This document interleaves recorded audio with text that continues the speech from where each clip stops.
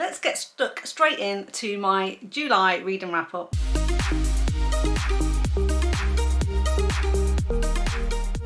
So July was actually not a great reading month for me. I didn't hit my target of 15 books. I only read 12 books this month.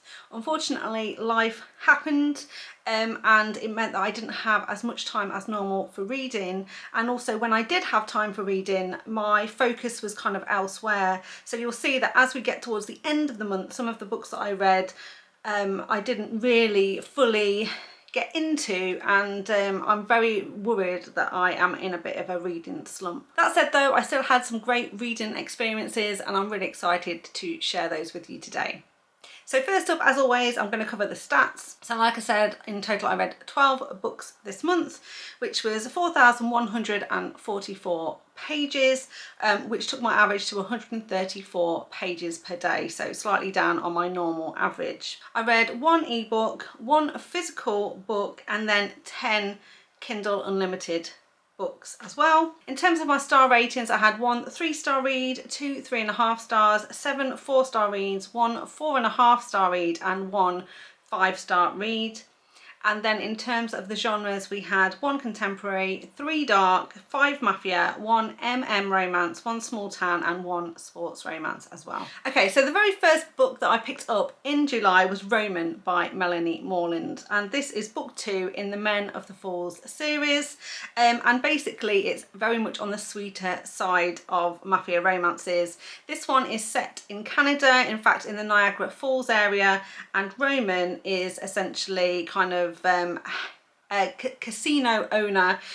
He is the brother of someone who's head of the mafia, and he basically helps his brother with mafia business, but mainly looks after the casinos and the gambling side of the business.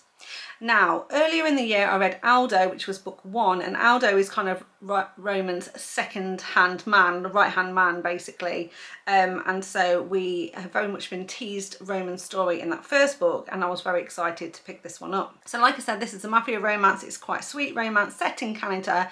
It's also forced proximity and kind of a marriage of convenience as well.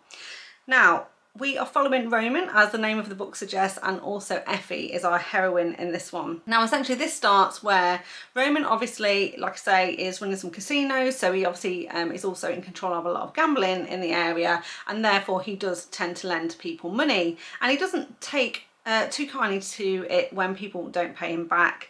Now Effie's sister is not a particularly nice woman at all, has got a bit of a gambling habit and has borrowed quite a lot of money, and Roman basically threatens her and says, you know, no exceptions, even though you're a woman, you need to pay me back, and you need to pay me back by the end of the week or there will be repercussions. And she tries to sell him her sister Effie in exchange for clearing her debt, and of course Roman is not at all happy with this proposal, and he pretty much kicks her out of the office, says absolutely not, you need to pay me some other way. But it doesn't deter the sister, because it has sparked an idea in her, and she decides instead to sell her sister to some other bad men so she can get the money and then she can pay off Roman. Roman has a very, very bad feeling about all of this, and so he takes it upon himself to track down the sister and kind of go into her bakery, because yes, Effie owns kind of like a bakery in the area, and he basically tracks her down and says, look, if your sister comes calling, don't lend her any money, and be on your guard. And Effie isn't really sure what this guy is talking about. She is a bit of estranged from her sister. Her sister is obviously a bad egg, as I've said, so she's kind of used to her sister asking her for money and stuff like that. But although she has lent her money in the past, she's pretty much out of cash anyway and can't lend her any. So she kind of like ignores him, but is also a bit intrigued by him, a bit scared by him, because this is big, you know, strapping a mafia guy turns up in her bakery. But as a parting gift, he basically gives her a business card and says, you know, if you need anything, don't hesitate to give me a call. Based on this interaction, Roman is very taken with Effie basically, and he does keep his eye on her and comes back several times until he realises that she has actually gone missing. And she's been kidnapped, but fortunately for Effie, that business card that he gave her has got a tracker in it, and he's able to track her to her location and rescue her from her captors, and then kind of keeps her captive himself under the guise of keeping her safe.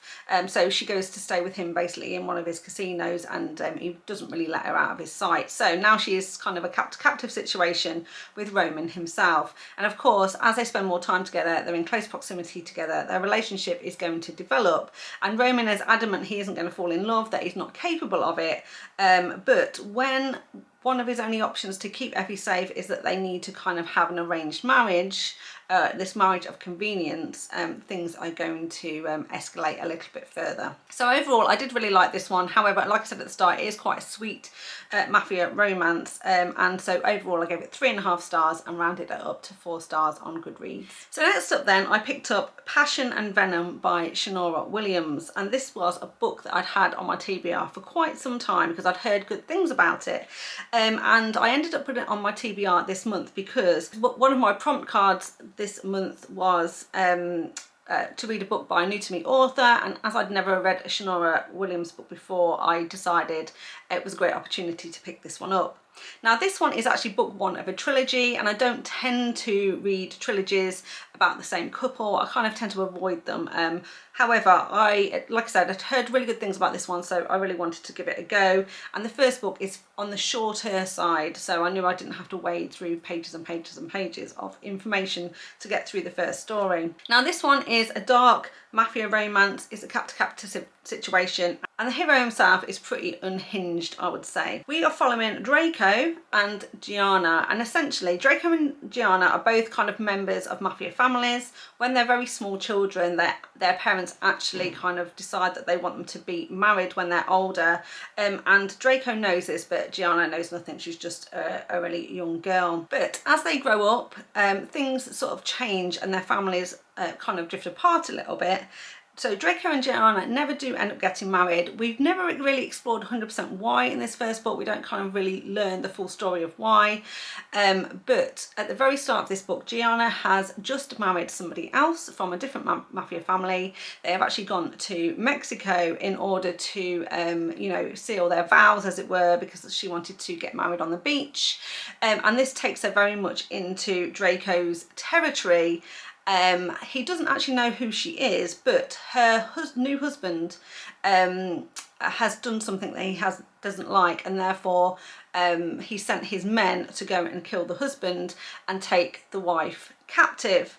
So they basically, you know, this marriage has just happened, so she's still in a wedding gown and everything, and they're driving away from the church to head off to their honeymoon, and basically their car is stopped. The husband is killed and she is taken captive, where she is kept in very, very poor conditions for several days until Draco comes along to see what his men have picked up. And when he sees her and recognises her, he then decides to move her from her location of where she is into the main house. Continues to keep her captive, but puts her up in slightly better conditions, and their relationship goes from there. Now, I didn't enjoy this one as much as I was hoping to.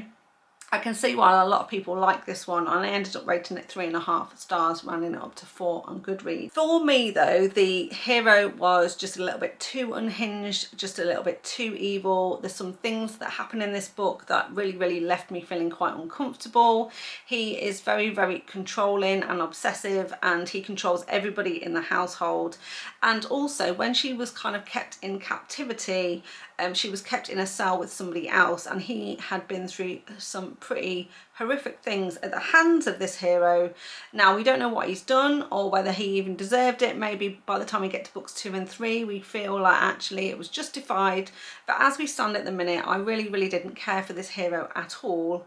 And I really couldn't get behind their relationship. So sadly, like I say, this sounded on paper like it would be right up my alley, and like I say, it was well written and it was a very interesting story, but I just didn't thoroughly like this one. This one wasn't for me, and I don't really have any compulsion to go on and read the other books in this series. So then I switched to something a little bit more fun, and I picked up Property of the Mountain Man by Gemma Weir. Now, I picked this one up because I wanted to read a couple more authors that are going to be at Rare 24 in Edinburgh in September, and Gemma Weir is one of those authors, and I'd heard good things about her books, and I decided to give this one a try, and I really did enjoy it. It was a really fun read, and this particular one is book 1 in the Montana Mountain Man series, and we are following Beau and Bonnie. So this is a small town age gap romance, and our hero, he is obviously the mountain man. He is a very possessive hero who literally does not take no for an answer and steamrollers his way into the heroine's life.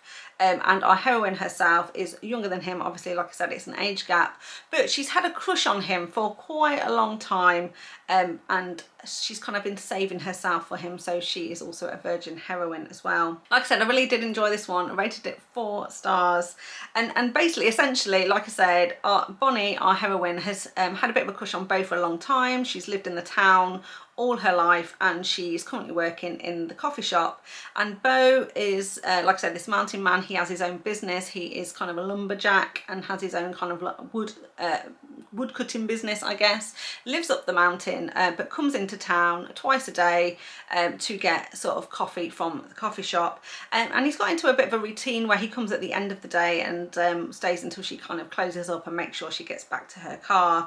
But he doesn't really talk too much. He's a man of few words, and like I say, although she's had a crush on him for a long time, he's never really given her any indication that he feels the same way, so it's kind of, her crush has gone unrequited, or so it seems.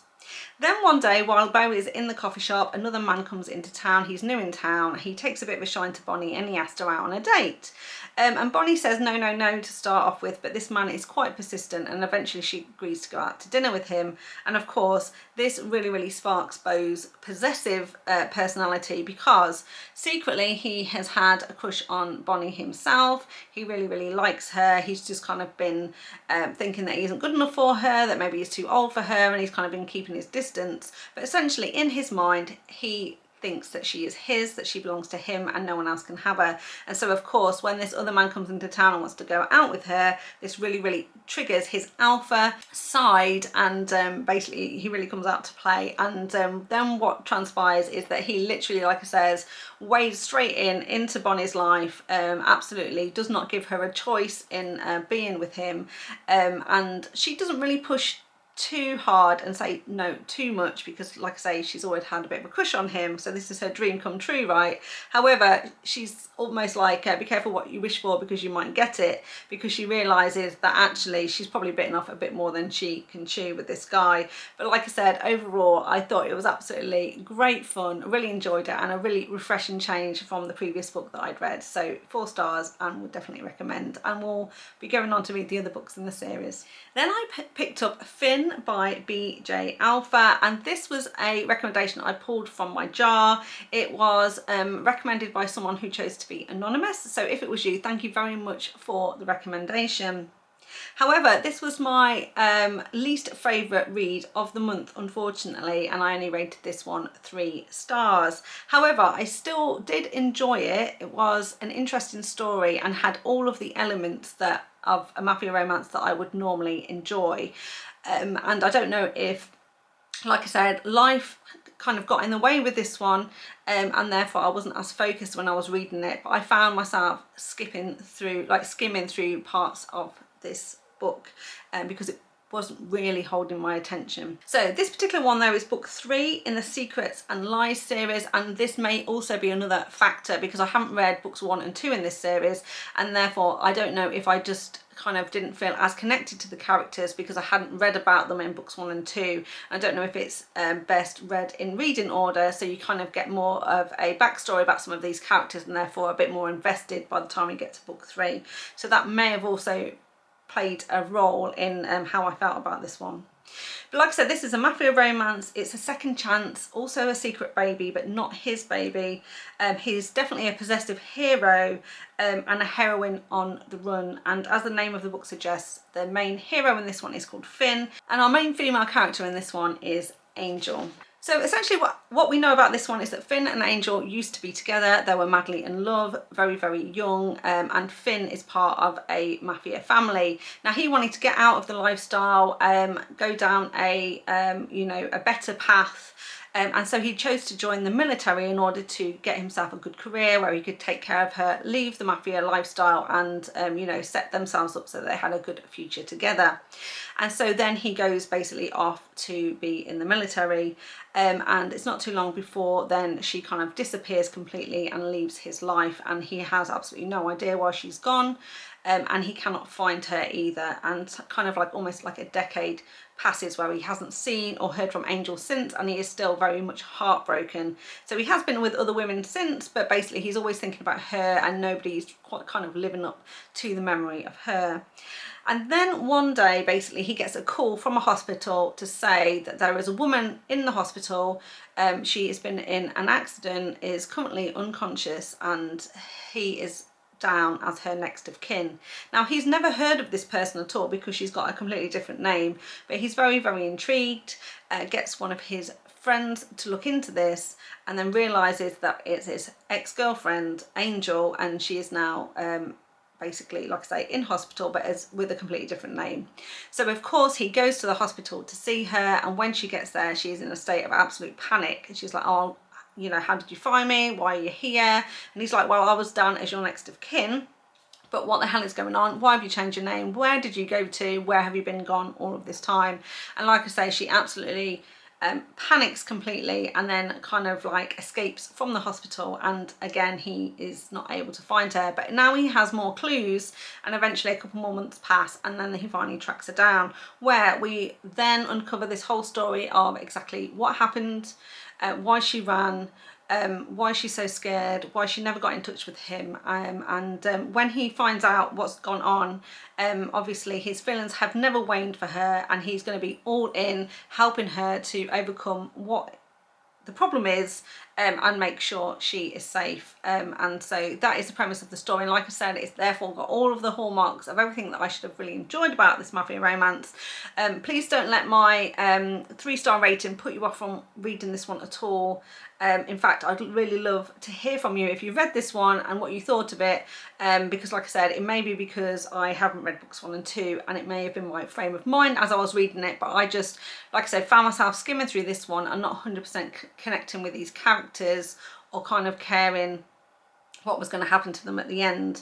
But it was well written, like I say, a good plot, and all of the ingredients for a good mafia story. So then I picked up Thorn in His Side by Helen Juliet. This is another author that's going to be at Rare 24 in Edinburgh in September. I actually met Helen Juliet last year at Rare London, and she is an author that writes romances and also does fairy tale retellings, and as you know, I absolutely love Beauty and the Beast retellings, and so she recommended to me Thorn in His Side, which is an romance but a Beauty and the Beast retelling.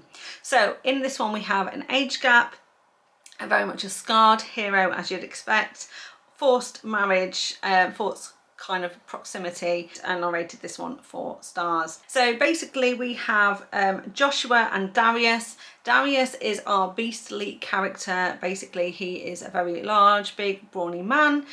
He has previously been in the military, was involved in a kind of an attack while he was serving, and he has therefore been left severely scarred with also burn marks on his body, and as such he kind of like hides out at his home, and he has got a very large mansion because his parents were wealthy, and when his mother passed away she left him her fortune, and now he is kind of like the lord of the manor as it were, but he has like I say, a very kind of grisly personality. He hides from the world, he doesn't like his scars, doesn't think he's worthy of love, and he's kind of like trapped in this kind of miserable existence basically. But he does have some loyal housekeepers, people in the household who, you know, are looking out for him basically, but we also find out he has a horribly mean father, and the father is kind of the Gaston character in this book, because the father is really horribly mean and cruel. He does everything he can to try and belittle his son,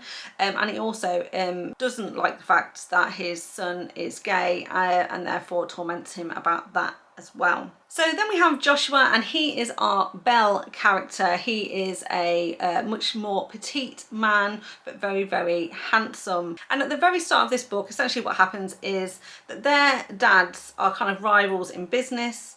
Darius's father is trying to get the upper hand on Joshua's father, and when something happens and his business is put in jeopardy, Darius's father tries to swoop in and take the company essentially, and one of the things he does as part of this deal, which doesn't really make sense, but let's go with it because it's part of the plot, he makes Joshua and Darius get married in order to kind of like merge these companies together, and then he can take control and take over. So Joshua and Darius are forced into this arranged marriage, and then Joshua comes to live in the this big house with Darius, and of course there's going to be some very stereotypical scenes of them having an argument and Joshua running from the house but getting himself into trouble, and Darius has to go out and rescue him, and then by this sort of caretaking, this caretaking that follows afterwards, they start to form a relationship and a bond together and start to figure out, you know, how evil Darius's dad is, and all of that good stuff, and then, you know, their relationship goes from there. And it does very closely follow the plot line of the Disney version of Beauty and the Beast. So if you like a fairy tale retelling, you like romances, you just want a bit of a light-hearted, fun, quick and easy read, then I would definitely recommend. So next up then, like I say, I was in a bit of a reading slump. I was struggling with reading. I was definitely behind in my reading, and by this point in the month I was also at risk of not hitting my reading goal, but also not even covering off all the books that I'd committed to reading this month, and I've only committed to 10. However, that did not stop me from going off track and reading this book here, His Tesoro by Emilia Rossi. Now this is Emilia Rossi's first mafia romance, and I really wanted to jump on this as quickly as possible because, as you know, I love mafia romances. I'd heard fantastic things about this one, and also she had this limited edition version on her website, which I'd seen someone else have, and therefore I thought I really want to get my hands on that as well. Now I ordered it from the US just last week, and it literally came within about 5 days, so it got here super fast, and inside it came with a couple of stickers, and also it's signed by the author as well. Now, like I said, this is the first book that Emilia Rossi has written as a mafia romance, and it's her first book using this pen name, but this author has written other books before, and when I've looked into it, I think they tend to be kind of a reverse harem, a Makeverse style books. So I will probably be checking some of those out in the future as well, because I really did enjoy this book and the writing style. So this is book 1 of Empire of Royals, so I'm hoping that she does go on to write more in this series. Like I said, it's a mafia romance, and it's also an Italian-Russian pairing in this one. So it's also an arranged marriage. This has got disability representation because our heroine is a wheelchair user, and it's an age gap as well, and we are following Sophia and Matteo. Now this book started off absolutely brilliantly. I was soaking up every word. I was thoroughly enjoying this one. It was absolutely fantastic because essentially what we had here was two families that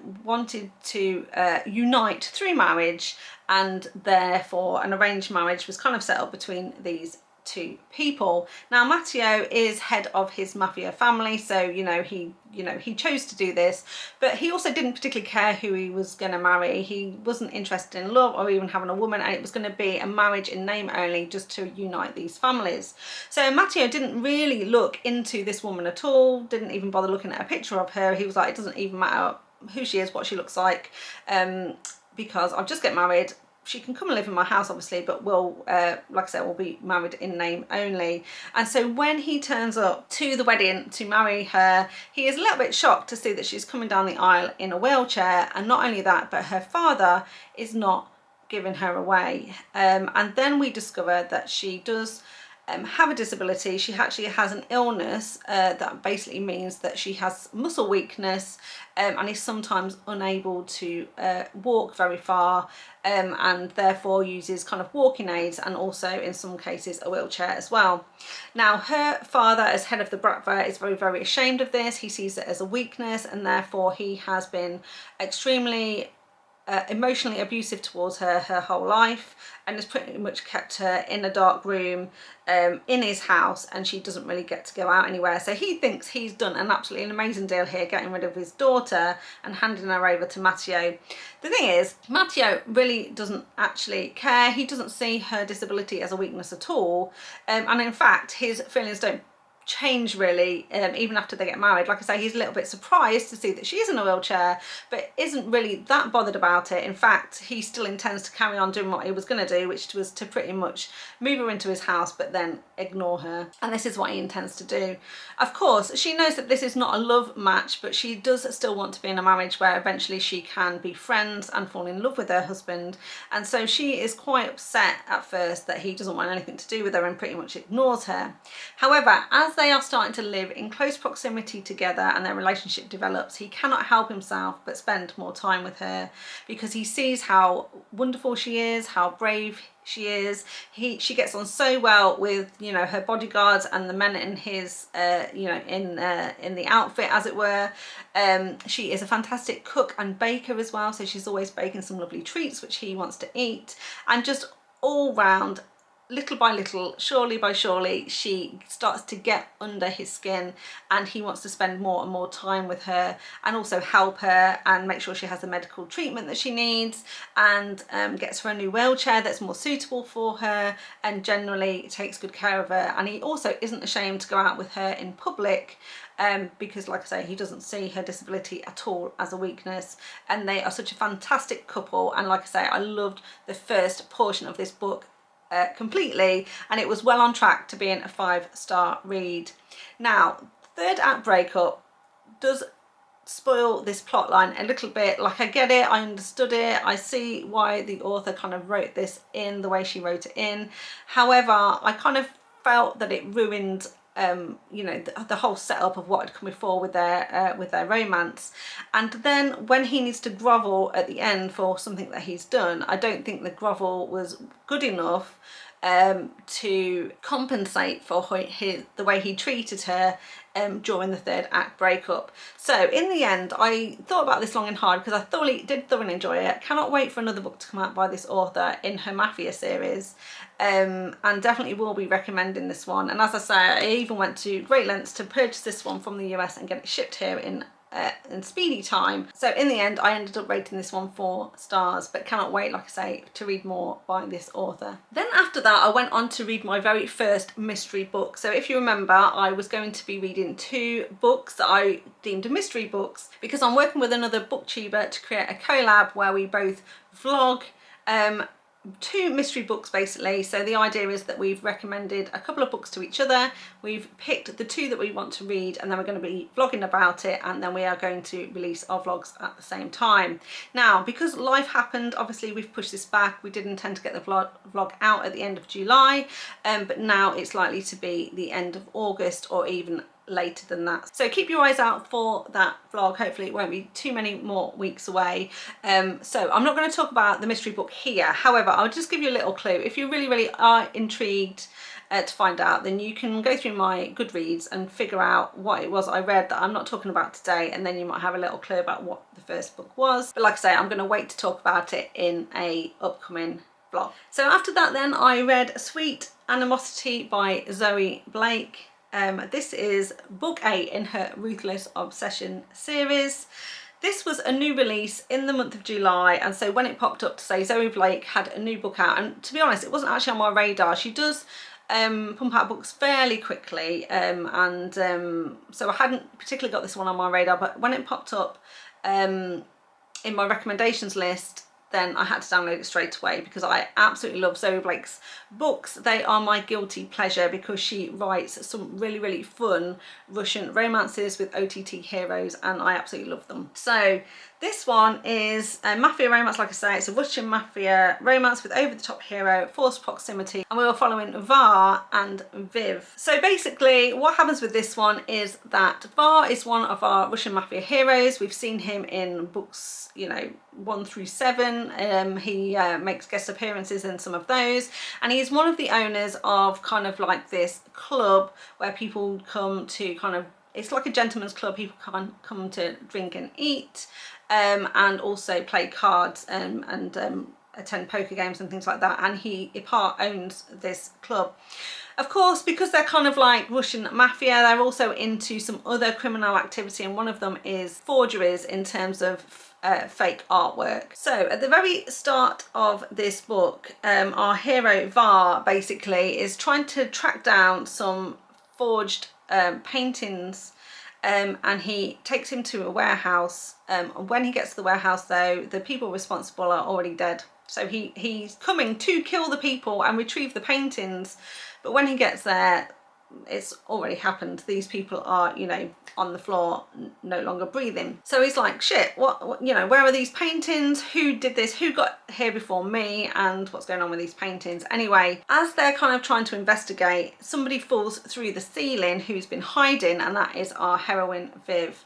Now, she pretends that she was this dead guy's you know, personal assistant, that she's really, really innocent. She didn't see anything, she doesn't know anything. But of course, Var is very suspicious and pretty much, you know, says, you know, no, you are a witness to what's happened. And if anyone hears that you're a witness to what happened, you are going to be in grave danger. So I'm afraid you're going to have to come with me, and I will protect you while we figure all of this out. She's really, really reluctant and tries to escape, but of course he drags her back and takes her back to his club with him, where he happens to have accommodations. He kind of lives above the club as well. And then she is in, you know, she's in a captive situation, forced proximity with Var. The thing is, what he doesn't realise, and that she's keeping secret, he knows that she's hiding a secret. He kind of figures out she's not really the you know, the secretary for this guy, but he's not quite sure who she is. But what he doesn't realise is that she is in fact the artist, the forger who's been forging these paintings. And, you know, again, they are looking for this forger and they don't know where this person is. He assumes it's a man, of course, and therefore doesn't even think that it could possibly be her, but it's quite amusing because obviously the person that he's after is literally right under his nose the whole time and he doesn't even realise. But of course, like any of Zoe Blake's books, he is over the top possessive hero. He takes an instant like to her. Obviously he's gonna absolutely try and keep her safe, and when he finally finds out the truth, because of course he's going to, then he is going to make sure that she's kept safe from everybody else who's trying to find her as well. So this was another fun, fast-paced read, and I rated it 4 stars. Next up then was the only 5-star read I had this month, and that is this one here, Play Along by Liz Tomforde. And basically this is book 4 in her Windy City series and is a sports romance. So I read this because it was a new release. It just came out in the month of July, and you know, as you can tell from my rating, I absolutely loved it. We are following in this one Isaiah and Kennedy, and Isaiah is our sports hero. He is a baseball player. We've seen him in you know, a couple of the other books, and Kennedy also we saw in a previous book, and she is the kind of the physiotherapist for the teams. Now in previous books what we believed was that Isaiah, he was a very much a ladies man. He you know, was always chatting up the women, and Kennedy was much more serious. She was very dedicated to her career. She was previously engaged, and so Isaiah took a shine to her from day one, but obviously although he's constantly been flirting with her, she's always said no to his advances because she was in fact engaged to another man. However, as we get into the start of this book, we learn much more about their relationship. We find out about how they actually first met, and we realise there's more to their relationship than first met the eye in the previous book. And then what we end up getting into in this one is very much a workplace romance, a Las Vegas wedding, bit of fake dating, but also a fake marriage. So they kind of get married and then they fake it. And I would also say a golden retriever hero in this one, and also a little bit of sex lessons. So essentially what we find out is that Kennedy comes from a very, very wealthy family. She's had no love in her life though. She's never really been hugged, and they really don't care about her as a person. And so she's very, very emotion starved, if you like, love starved. Now, she was engaged to somebody, but it was going to be an arranged marriage, essentially, with another wealthy individual who was actually going to take over her father's business when he retired, and that is the only reason really he wanted them to get married. And she was just doing her duty as a very good daughter to marry this guy, but there was no real love between them. And in fact, because she's been so love-starved throughout her whole life, she is also very reluctant to show any kind of form of affection, especially in public. And so this fiance pretty much always was criticizing her for the fact that she wouldn't touch him or have any public displays of affection, and even accused her of being very boring in the bedroom. And of course, Kennedy's very, very hurt by this in general. Fortunately for her though, what actually ends up happening is he ends up having an affair with her sister, and he breaks off the engagement and ends up being engaged to the sister, and this really lets her off the hook massively, and she's completely relieved. And when Isaiah realizes that she's no longer engaged, he is going to step up the flirting no end, because now he's in with a shot. But like I say, they do have a history a little bit more than what first met the eye. And what we also find out about Kennedy is that she is so much more qualified than her current job implies, because she is actually a fully trained doctor and really should be heading up the medical team. But due to sexist views in the sporting industry, but particularly with the medical team in this particular baseball team, her boss, when he first employed her, he thought he was employing a man. When she turned up for work and he realised she was a woman, he pretty much demoted her and has been absolutely horrible to her ever since. Now, Isaiah is the only one that knows this information about her and has been trying to help her and encourage her along in her career, and also kept this very, very sensitive secret from everybody else at her request. So they kind of have this special bond between them, and they kind of like trust each other, and you know, over the years they've definitely kind of shared secrets and things like that. What actually then happened to this one, at the start of this book, they end up going to Vegas. He is there just before the season starts to let off some steam with his teammates, and she's there for the bachelorette party of her sister with the ex-fiance. And so she needs a bit of a break, and she bumps into Isaiah, and he says, you know, hey, you look like you could do with a break. And she said, absolutely, this is not the bachelorette party I really wanted to be at. And he said, well, let's go for a drink, and we can leave these people behind. And they go for a drink, they have great conversation, they end up drinking too much, and they find their way to a chapel in Las Vegas, end up waking up in the morning married to each other.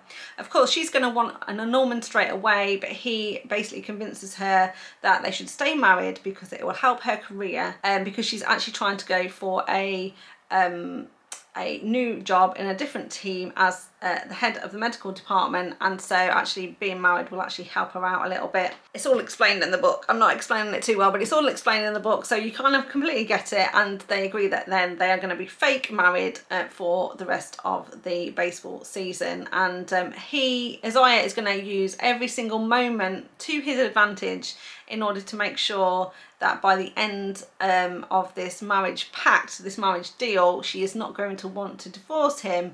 In fact, she's going to want to stay with him.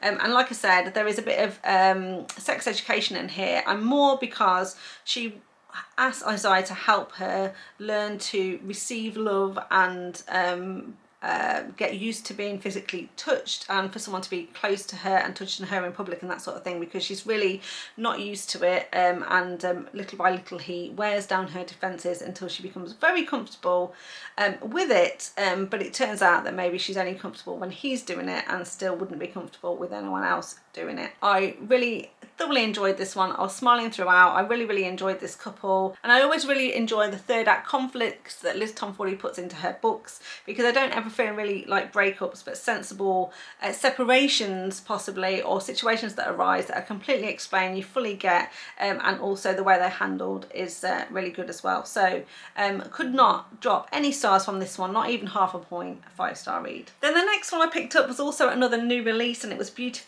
Full Beast by Neva Altaj, and this is book 1 in a new series, which is the Mafia Legacy, Perfectly Imperfect. So it's a next generation series from her Perfectly Imperfect series.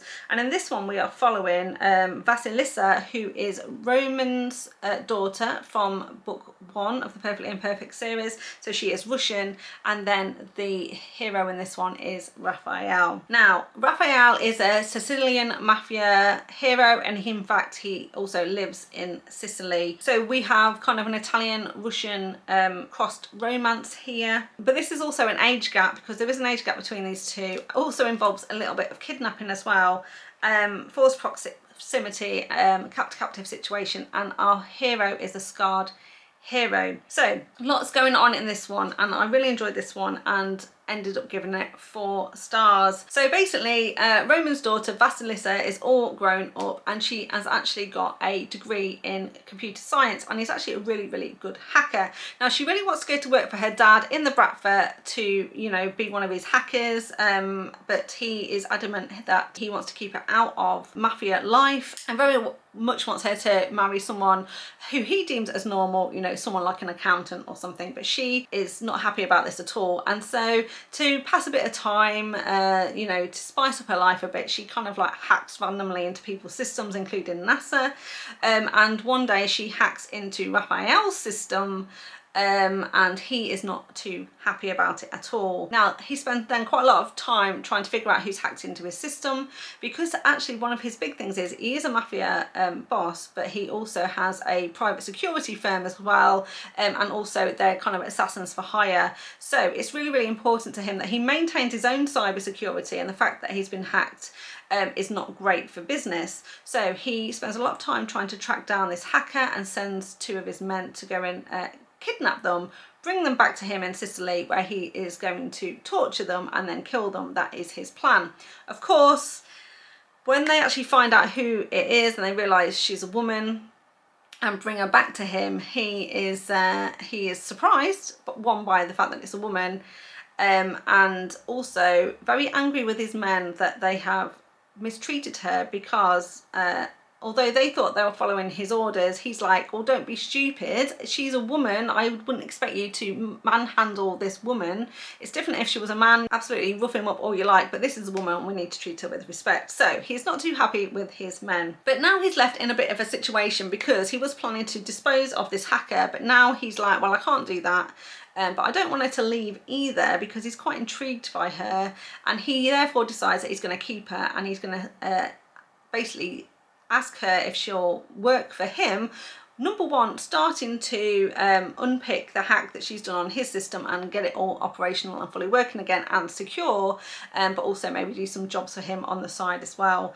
And at first she says no, she's not into this at all, but he threatens her family, because yes, he finds out who Roman is, and instead of being scared like anyone else would be that Roman's going to come after him and pretty much, you know, unalive him, he is like not scared of him at all. He's got the best assassin team in the world, and now he's got his rifle scope very much focused on her family, and threatens her that if she doesn't comply with his requests, then he's very much going to hurt her family, and she'll do anything for her mum and dad, so she agrees. And so then they start this relationship where they're getting to know each other more and more, but she cannot reconcile the fact that, you know, he is, you know, threatening her family, and she just wishes that he would give her the choice, because over time she really does want to stay with him, but is adamant she still wants to get away because he's not backing down about the family situation. Now, like I said, this hero is also very heavily scarred, and as such women usually run from him in fear, but one of the reasons that he is scarred is because when he was a younger man, he was on a job, and he got caught in an explosion while rescuing a young girl, and therefore he was severely you know, cut up and burnt from this explosion. And of course he went to mafia doctors, not a proper hospital, and they did a very poor job patching him up. So he really doesn't like the way that he looks, and keeps himself very much in shadow. And as he develops feelings for her, he's worried that when she finds out what he looks like, she's going to turn away. And so he starts trying to buy her love with gifts. And of course, she doesn't want any of his gifts. She just wants him, but also for him to start to realise that he is worth more than the way he looks. And actually she finds him very attractive, but he gets more and more frustrated when she doesn't accept the gifts, because it thinks that she is continually pushing him away as well. So this is a very, very kind of interesting relationship. Lots of different moving parts to this one, lots of feelings between these two, and like I say, I did really enjoy this one, and rated it 4 stars. Then I picked up Worth the Fall by Claudia Connor, and this was a pick from my jar and recommended by Jen from the Book Refuge. So this is book 1 in the McKinney Brothers series. It's a contemporary romance. The hero in this one is in the military. She's a single mom with 3 children and a 4th one on the way, and they are Matt and Abby. Now this book is not available on KU, so I actually bought this as an ebook, and that's the only way you can read this one. There are no physical copies of this book available. It's currently out of print. Now essentially the story in this one is that Matt, like I say, he's in the military. He's in fact a Navy SEAL. He is currently on a week's vacation and has gone to the beach basically to you know, let down his hair and have a bit of a rest. However, he is currently sort of grieving for the loss of his best friend who died in a kind of a military operation. Meanwhile, Abby, our single mum, she lost her husband 6 months prior, and basically so has left her basically as a single mum with 3 kids with 1 on the way. So she's about 6 months pregnant. So timing is not great. But what we find out actually is that she didn't particularly have a great marriage with her husband.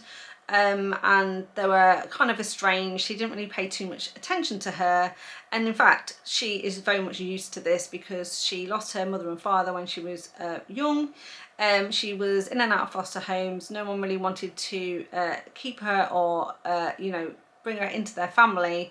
And she's constantly been pushed away through life. So she has this real thing where she is trying to do everything on her own. She's a very independent woman, but she's scared of getting close to anyone because she feels like she's going to be pushed away and that they won't hesitate to leave her, essentially.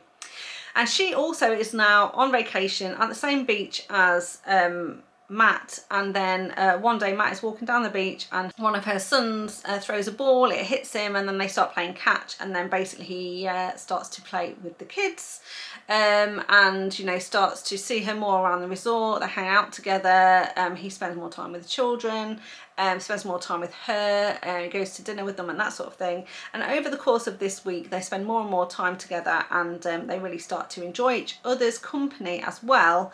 And he pretty much falls in love with the kids and with her, and she is really, really attracted to him and wants to be with him. But of course they know at the end of the week he's going to go back to the military and she's going to have to go back to her life as well. So they kind of then go their separate ways, except he can't stay away from her and basically asks if they can stay in touch and start a long distance relationship. And she says yes at first, but of course this plays heavily on her insecurities because this guy is never kind of there. He's always away, and because he's in the military he's always going away on missions and things. And so this long distance relationship starts to really, really get to both of them, but particularly her, and she's really having a hard time of really letting down her walls completely and letting him in. But I absolutely loved the relationship between these two. The whole book is so sweet.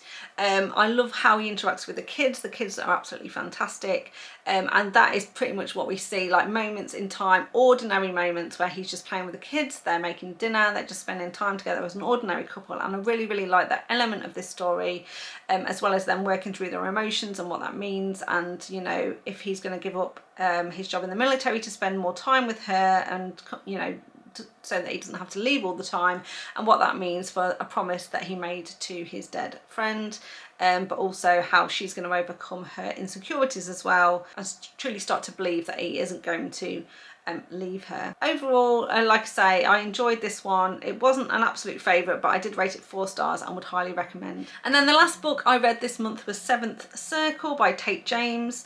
This was a book that was on my TBR because it was from a prompt card, and the prompt was to read a book with a number in the title. So Seventh Circle had been on my TBR for a long time, so again it was a good opportunity to pick this one up. I'd really heard good things about it and other books by Tate James as well, so I was really intrigued to give this one a go. And this one is book 1 in the Hades series. I believe there's actually 4 books in this series, and they're all featured on the same kind of group of people, because this is a reverse harem with Hades, the main female character, at the centre of this.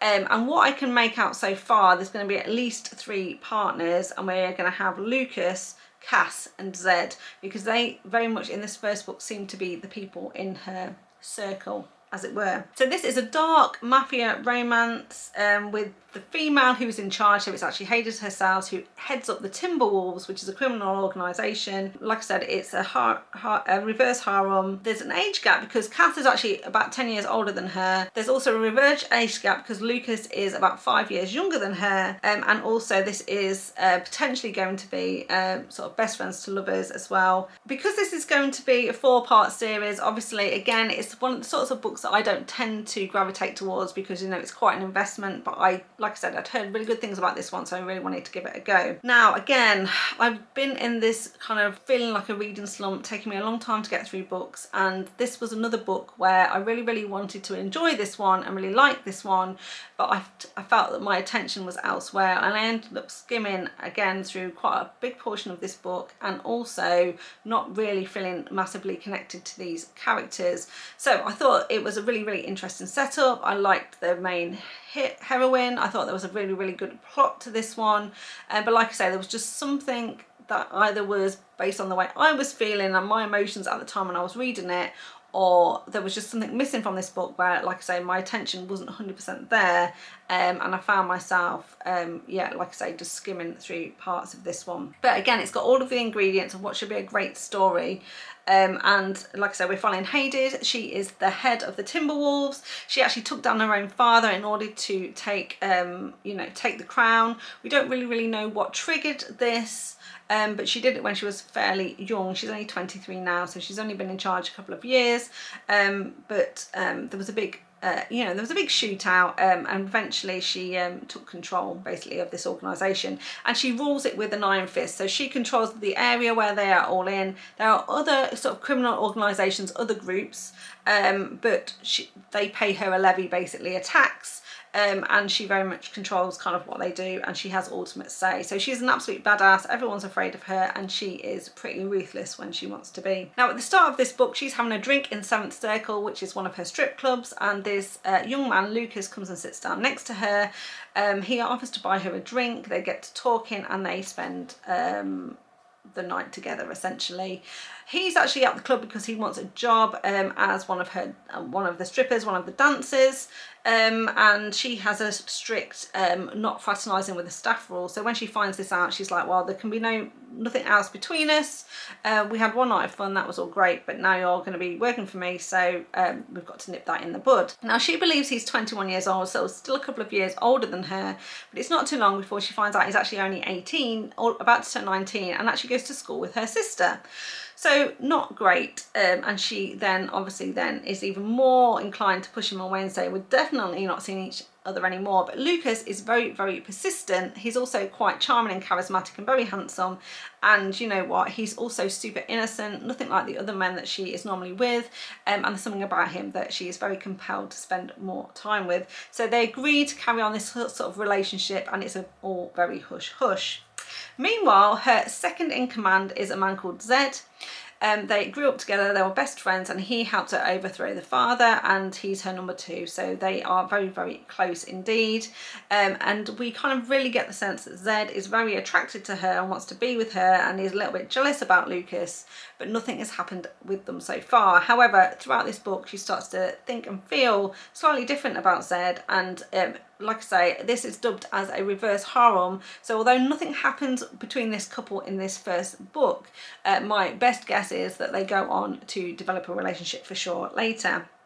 And then the third love interest in this one is a man called Cass. He heads up another of the criminal organisations that is kind of under her control, and he's a lot older than her. Now she really likes him, she's very attracted to him, and she has you know, propositioned him, but he's turned her down, and so she's very angry that he's turned her down, and so she is now doing everything she can to snub him basically, but he only turned her down because you know, of the age gap, and he thought that she was too young for him, and so slowly again as we go through this book and some of the plot starts to unravel and we sense that she's in danger when there's an attack on her organisation, Cass really starts to enter more into it, you know, trying to get her to trust him, and saying, you know, I really want to be here to help and support you, and please kind of like let me help you basically. So this is the setup for this book. It does end on a cliffhanger, which is absolutely expected, and overall I did enjoy this one. Gave it 4 stars, but like I say, my attention wasn't quite on it. I wasn't really feeling massively connected to the characters, and although there was a big cliffhanger at the end of this one, I just don't still feel compelled to go on to read book 2. I think I probably will at some point, but I wasn't immediately, you know, desperate to go on and read the next story in this series, which is a bit of a shame. But like I say, I'm going to keep it on my TBR, and if the mood strikes, I will pick this one up again. But again, this is another one. If you've read it, please let me know how you got on with it in the comments down below, and let me know how the rest of the series goes and if I should carry on with this one. So there you go, that's all 12 books that I read in the month of July and what I thought of them. I hope you enjoyed this video. If you did, please give me a thumbs up. Remember to subscribe to the channel if you want to see more content from me, and I just want to say thank you very much for joining me, and I'll see you next time. Bye. Single mum, and she has 4 children with a 5th one on the way, or 3 children with a 4th one on the way, and very much wants her to marry someone boring like an accountant. And one of them is, you know, artist forgeries. Now this is a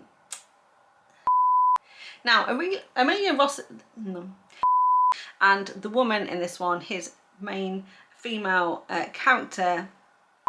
So there we go, that is 12 books that I read this month, and what